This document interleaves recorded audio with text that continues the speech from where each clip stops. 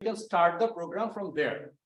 So you do not lose the whole data, right? So let's say I ask it to run for 10 days. After 9.5 days, the program crashed or the electricity went, right? So I lost my 9.5 days of data if my culture of writing program is not good. A good culture is like, you say like, I can waste 4 hours of my time, okay? If you can waste 4 hours of time, then you are going to save those restarting point every 4 hours. So that at 9.5 days when electricity went out and crashed, you are at most are going to lose 4 hours of the data. Okay, so that's a good practice for if you develop a software for HPC, you have to remember always to write the restarting thing. And these programs are written by professionals, so they do that job. Okay, so we will see then you see that restart. So all those files, you can actually go there. You can resubmit the job like you did before. And let's look at the file size, ls minus. One way to look at the file size is ls minus lh. And let's see, maybe I should just look at the DCD file. Okay.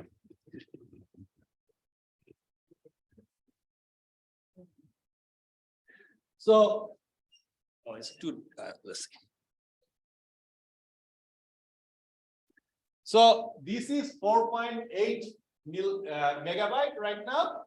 If you go home, don't do anything, just put the command again, sbatch,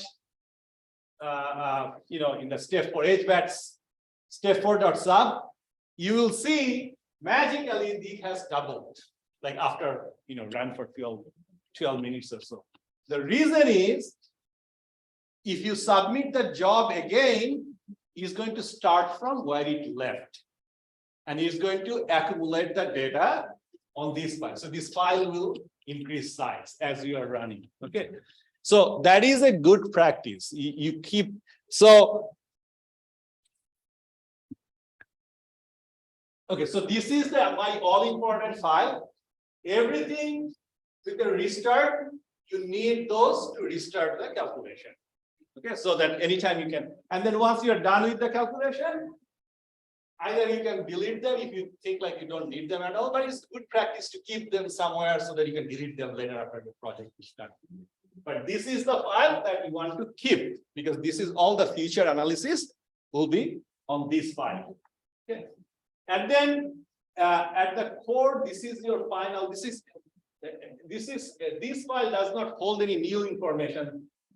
This is the last saved confirmation in the DCD file.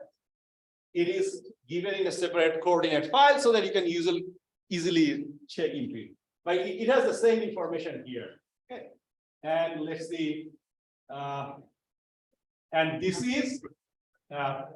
is like I told you. Remember that we run a periodic boundary and repeat. And this has the latest information of the periodic boundary. So these are the 2 files that for your analysis, you will need that. So that's the file distribution you are looking at. And then what we are going to do for a little bit, I'm going to go inside a .input file, because we just downloaded it and we ran it. We never saw what is inside. It's good to see inside a file so that when you get more comfortable, you can change parameters there.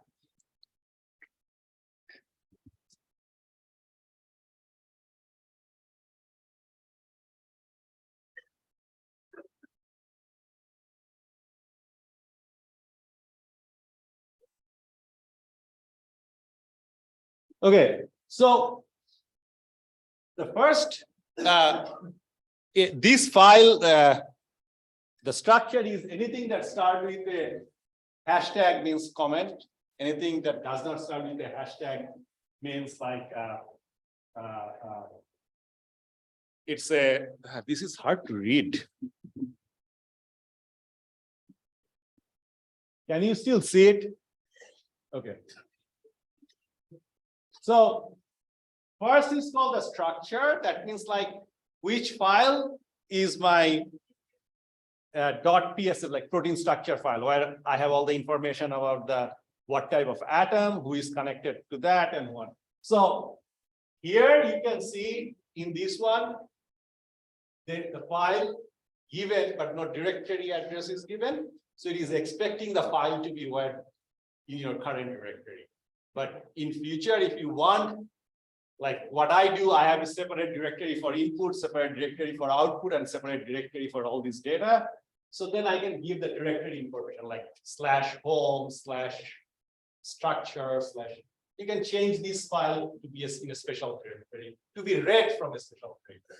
Anyway, the first one is your PSF file that is generated through the churn GUI. Second one is your PDB file that holds all the coordinates. We saw like XYZ for different one. So you got your coordinate file. Okay.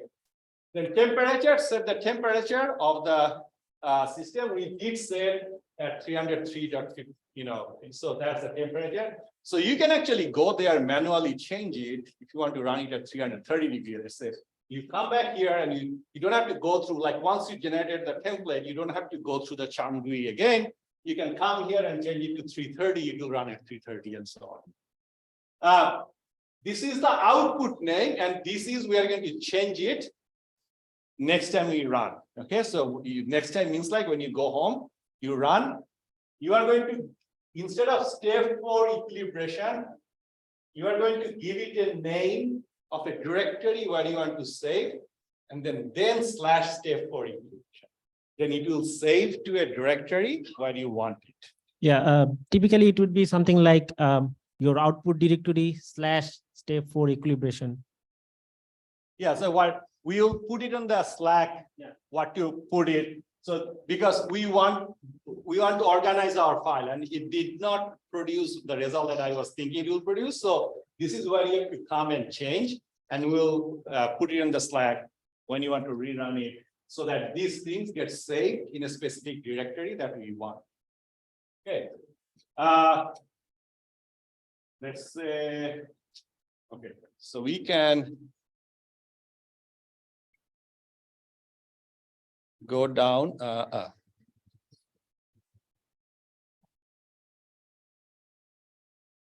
Okay, so these next step, the important part is like first time step, you typically don't have to worry, but this is what you worry. It's called restart frequency. Remember I told like I want to save every 4 hours or something. So basically what you are saying is like, you save every 500 steps. And this is too small. We usually don't save every 500 steps, but it gives you an idea. Like every 500 steps is going to write a restart file. So if at most we are going to lose 500 steps of calculation, right? Typically, I would say it's easy, you can safely put 5,000, 10,000 and so on. But for now, so this is why you change like how often the file is saved. So again, if you put it too frequently, your job will be slightly slower, because every time, every 500 steps, MD simulation is calculating and then writing and then calculating. So, but again, if you make it too big, then you can lose a lot. So you have to make a balance. So the next is DCD frequency. That means like how often I'm going to save snapshot in my DCD file. Like every 5,000 steps, I'm saving it. Okay. And we'll have a time step somewhere. We'll come to that. It's at the end of file. No, it will be somewhere here. We'll come to that. So every 5,000 step multiplied by the time step, it will give you how often you are saving. Okay. So that's like, that will decide how big your trajectory file will be. Now, nowadays, it's okay to save. Let's say if I'm using 1 femtosecond, let's say I'm using 2 femtosecond time step. So 2 femtosecond times 5,000, that's 10,000 femtosecond. So how much is it? Huh? Femtosecond. 10,000 femtosecond is 10 picosecond, right? Yeah, 10 picoseconds, right? So 10 picoseconds. So we are saving every 10 picoseconds. Now, it's nowadays you can save every 100 picosecond, even a nanosecond is not bad. Okay, so the reason is like the whole protein does not change much within 100 picosecond or so. Okay, so if you're running, I hope you'll run of the order of a microsecond or few hundred nanoseconds. So it's okay to save every 10 picoseconds. No, that's the lowest, but you can even say no, every 100 picoseconds. It's okay to save every 100 picoseconds, but you can even say every nanosecond depending on how long you are running. So that will decide how often you are going to save it, and then that will decide how big your DCD file. Okay. I think like we can skip that for now, and then XST frequency means how often the periodic boundary condition will be written. Okay, and then output energy, we'll see that once we go to the output file. How often do you want to write the output files? Like output files, output energy. Again, this is too frequent.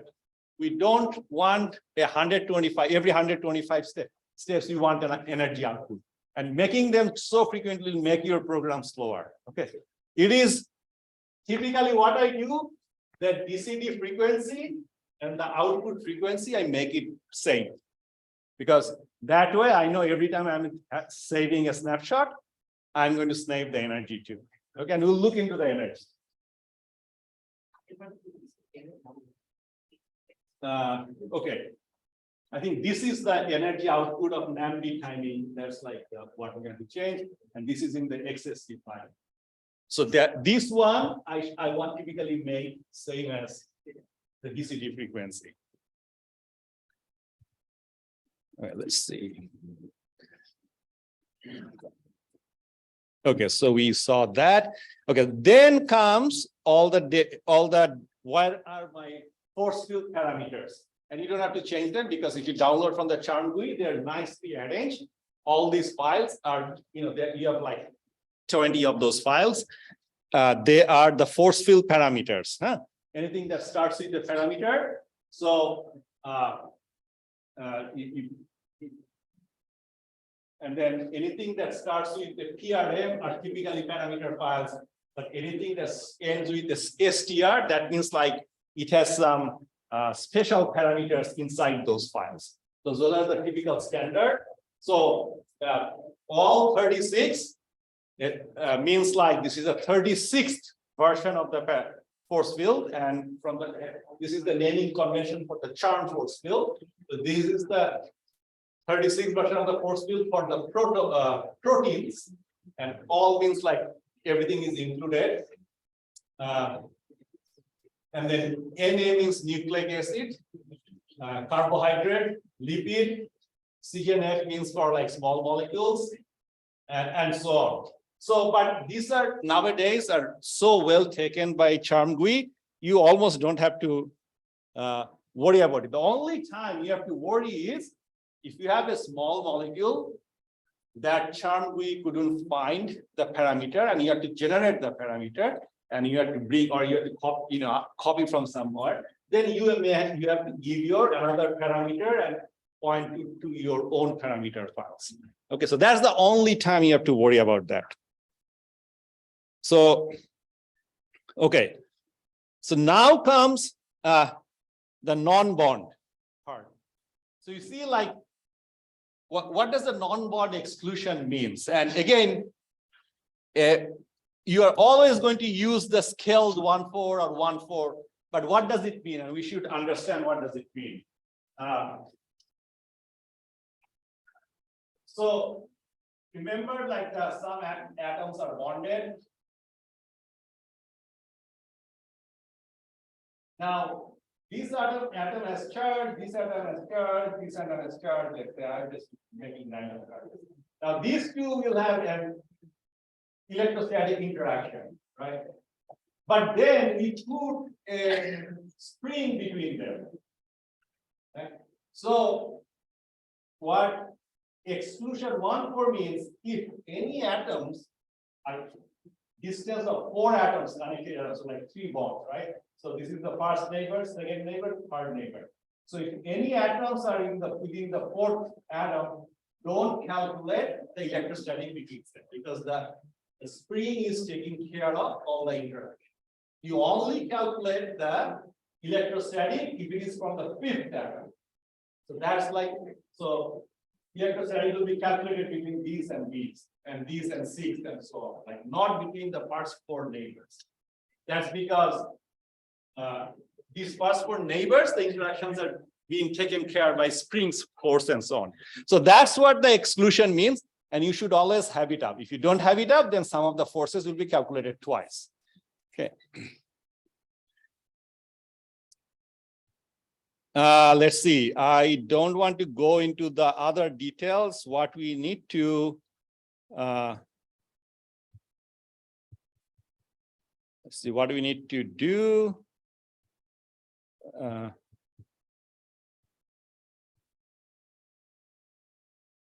Okay, so that is the last step that I want to go.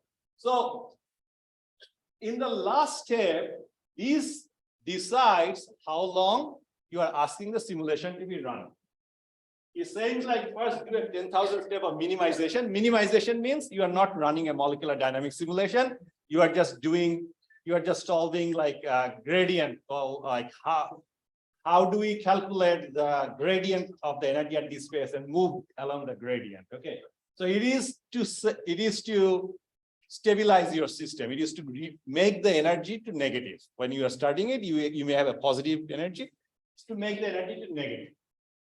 So although we did minimization when we ran CHARM-GUI, we did minimization, but in CHARM-GUI, the minimization was run by the CHARM engine, CHARM molecular dynamics engine.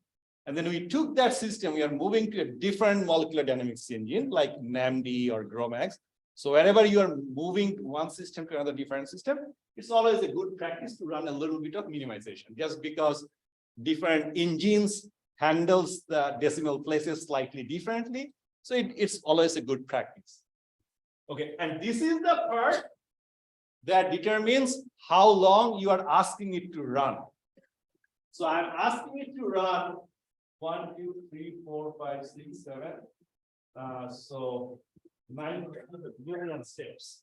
Okay, so this one is being asked to 90 million steps, right? Yeah, so 90 million steps. However, I said number of steps is 90 million. That means like I want my total simulation to run 90 million. Then I said run 125,000. So what is it going to do?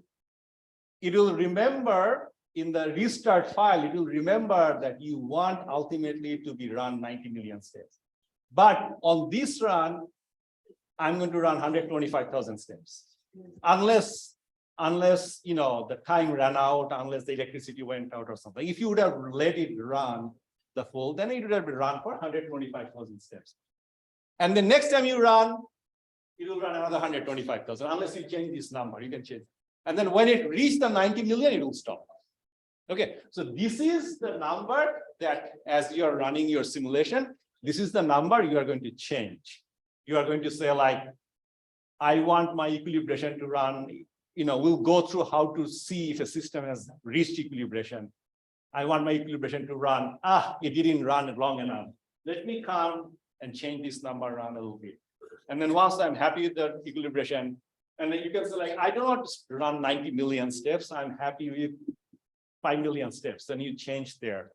So this is the file you are going to change as you become more comfortable with NAMD, as you want to manipulate your system.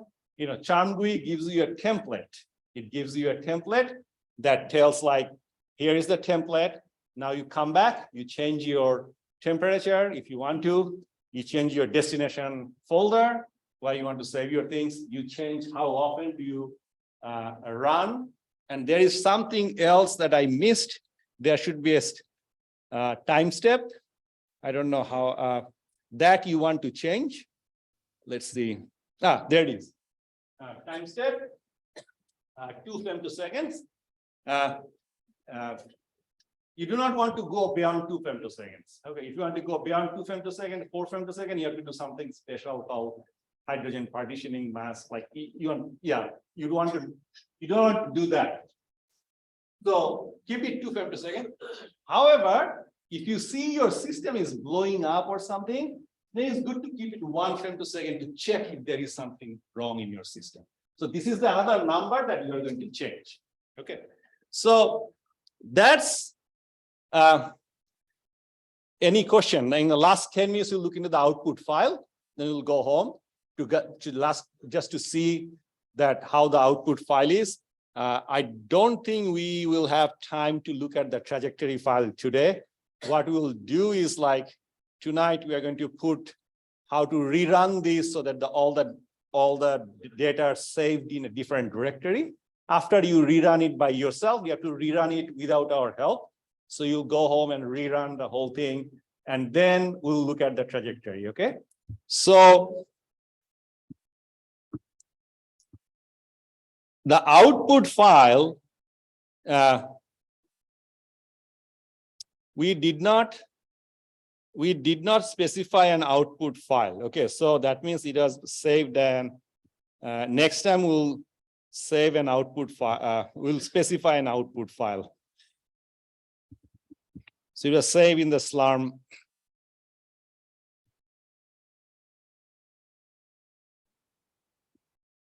So the output file puts a lot of output information they put in the input, but where the output starts, right here. So these are my output files, which is first it says like I'm minimizing for 10,000 steps. And these are my energy and different values of energy. So I think like the first one is time step 0, bond energy 104, angle 290, and so on. Okay, and what you are, as your time step is increasing, let's see which value is the energy, total energy, total, right? So hard 4, 9, 10.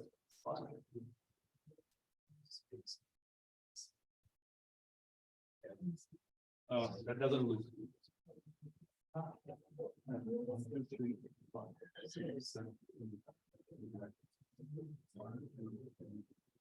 Okay, so that's our total energy. This one, negative 107.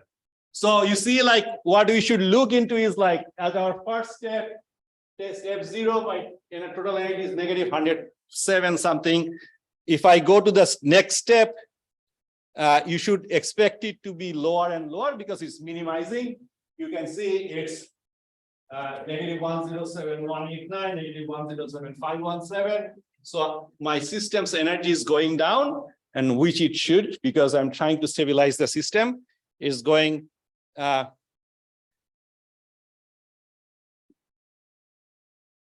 so we ran minimization for 10,000 steps. So you'll have 10,000 of those output, and we can go, let's see. Time step is only 210. So let's go to 20,000 G. Okay. So, okay. So now we got out of the, we are still running minimization. Okay, hold on. 40,000 G. Okay. So I think sometime we should get out of the minimization, and we got into the MD part, and you will see once you reach the MD simulation part, you'll start see the temperature value, okay? Because minimization does not have, it just has the information of the energy. It does not have any information of the temperature. Can you tell me why? Why should a molecule has a temperature?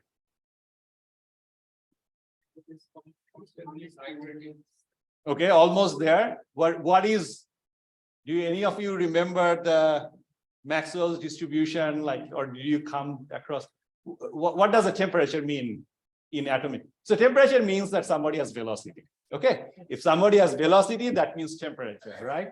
And the velocity information was not given until the molecular dynamics started. In the minimization, there was just energy you minimize, and then the molecular dynamics step start because you start with the velocity. So that's where your temperature starts. So you'll see a temperature output like 10. That means your molecular dynamics is running, and we asked it to be a 301.3, but it's very hard to maintain temperature of atomistic temperature because temperature is a macroscopic quantity. There is no equivalent to a microscopic interpretation of temperature. So it's very hard to maintain it. You'll see some little fluctuation. But this is what you are looking at. The output is like different steps, different at every step. What is the energy? What is different component of energy? And what is the temperature? And this is what you'll be using for your analysis down the road. Okay, so that's, I think I'm ready to conclude today, and happy to answer some questions. So for tonight, sometime we'll put a new step4.sub, a newer version of step4.sub file in the Slack. So you go to your NAMD/step4 directory, you modify your, whatever we asked you to modify. You may have to modify the input file too. You modify it and you modify the step4 stuff and try to run it for yourself and see if the files are generated where you want it to be generated. So then you will be running your own MD without our help. Okay. Okay. Any question? Okay. If not, we have 1 hour until to show up for dinner. You have a question? No. Oh, yeah.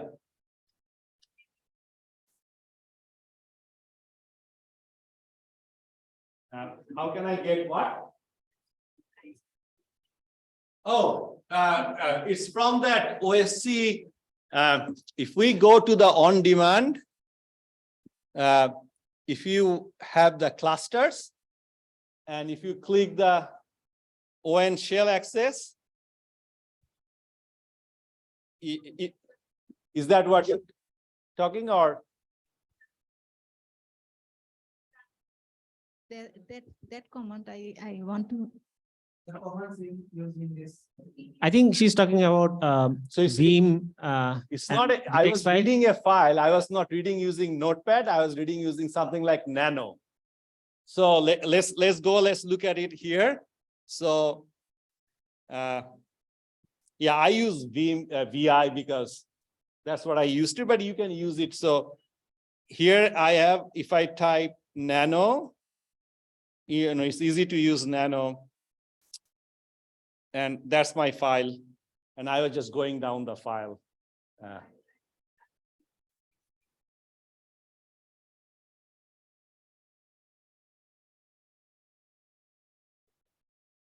Okay. You mean like for how to submit the files and so on, or?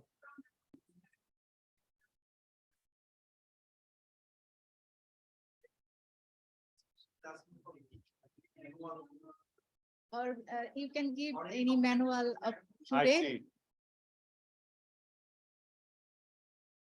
There is no easy documentation in the sense like, what can we do? I think Rahat has posted something that you can follow to a certain level, but not at all the details that we put. And I don't think we have a manual to do that. We don't have that kind of advanced manual for OSC yet.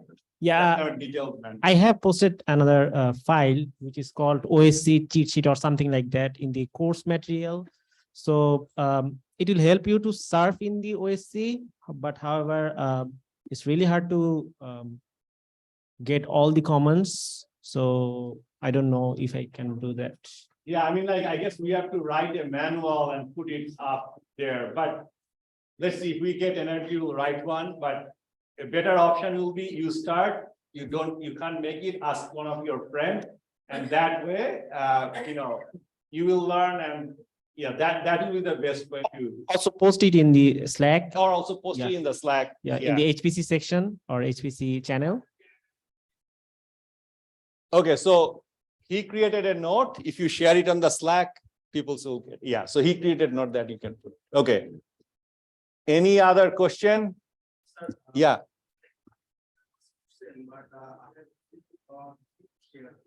Sure, go ahead. Thanks, sir. I have doing this simulation for the last 1.5 years, and I don't know, I have version of Desmond and I was in Desmond we have a nice user interface that's why we don't have to worry about the simulation steps. So like how much simulation would I install 100 or something. So in this online, I am facing some like I'm facing some difficulties to count the steps, how many femtosecond or nanosecond do I really want, and how do I have to put in the script, and how many times the femtosecond need to run in the supercomputer. So is there any easiest way or any tricks to count the femtosecond or the steps to nanosecond, or the time in the script, shell script that we have firstly created? Yeah,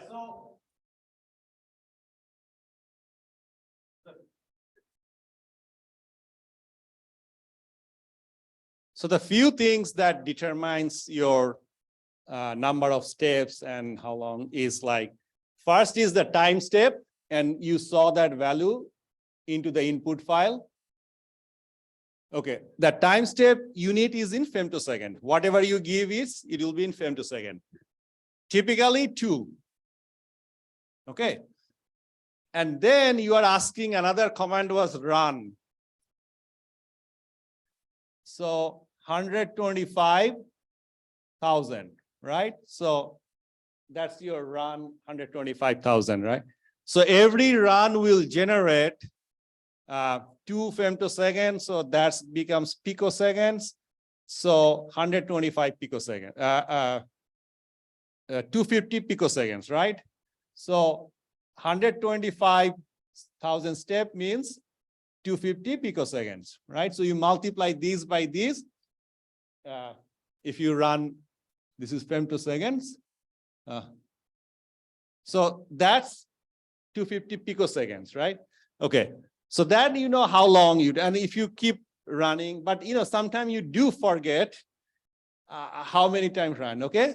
So the thing that will help you is the DCD frequency, right? So the DCD frequency value tells you how often you saved it. So if I have saved it every 5,000 steps, so that means like I saved every 10 picoseconds, right? I saved every 10 picoseconds. So now when you are going, we'll load the DCD. When you load the DCD file, you see like, oh, I have 1,000 frames there. So that means like I have 1,000 times 10 picoseconds. So that means I have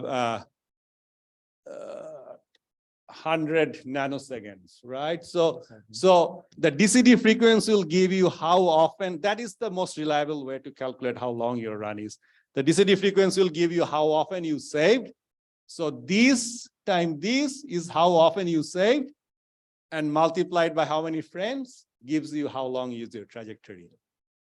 Yes, sir. But how may I observe that how many times it could takes to complete the simulation? Because in our script we are mentioning the time like 12 or 15. So that was just so that you don't use all of your time. That's why we put 12. Okay, so the way you should do it, you should run for 1,000 steps or 10,000 steps, something, a short run, give it a longer wall clock. You give it 4 hours, 5 hours, doesn't matter. But just run for a shorter time and see how much time it takes. And then you guess like, to 10,000 steps, I need this much hour. So next time, then you put that accordingly, right? So we put only 12 minutes. I don't think it finished 125,000 steps in the 12 minutes. We put into only 12 minutes so that you don't use a lot of resources when you are learning. Okay, so you have to make it a trial test before you can get, yeah. Okay, any other question? Okay, if not, let's go to eat. We have more choto mach to eat. We'll, everybody has to eat choto mach, sorry. Yeah. Every word that is coming out of the mouth is very important to us. The input initial you have lectured us for the last session, and also this was the output file. I think it's the most important part of the lecture. The result can be done, but the analysis and input change is very important. Very important to me. So if these words can be documented in your own way, just like a PDF or a doc file, that when we see an input file, what should we look for? What are the parameters, the list of the parameters, and what should we look for in the output file? So Okay. if we, when we do it, if we can do it, we would be able to see what we have done, and we Yeah. can change and play around with it. So we can Yeah, learn. so yeah, that can be done without too much work because NAMD has good manual explanation of input file, and I can highlight like this is where you want to change. So Yes, that can be yes. done without too much of work. And NAMD has good manual. And the reason that I prefer NAMD and GROMACS, and to some extent in Ember, because NAMD and GROMACS are free. Okay, and GROMACS and NAMD is the most versatile in the sense that in terms of how big a system it can handle and how fast, if you put the two combination, then NAMD is the most versatile. But if you want just the speed, and if you are not worrying about big system, a big system might be like a virus and so on. So if you are not worrying about a big system, then GROMACS is faster because GROMACS and Ember is even faster. But the GPU version of Ember, you have to pay $100 per year for the license. I mean, it's not costly, but you still have to pay. So if you are looking for speed, and if your system is small, Ember, GROMACS is good. But if you are looking for the most versatile system where you have a very good speed as well as you can scale it to as big as you want, then NAMD is the most versatile one. So yeah, so that's why I prefer NAMD. But certain lab just only focuses on small proteins. They will be better served by Ember or GROMACS. Don't use CHARM. CHARM is the slowest one as an MD engine. But for analysis, you can use CHARM if you want. But okay, any other? Okay, so let's go eat, and thanks for staying with us. It's been a really long day. Thanks for staying with us all through the day. Okay. Thank you so much, sir. Okay.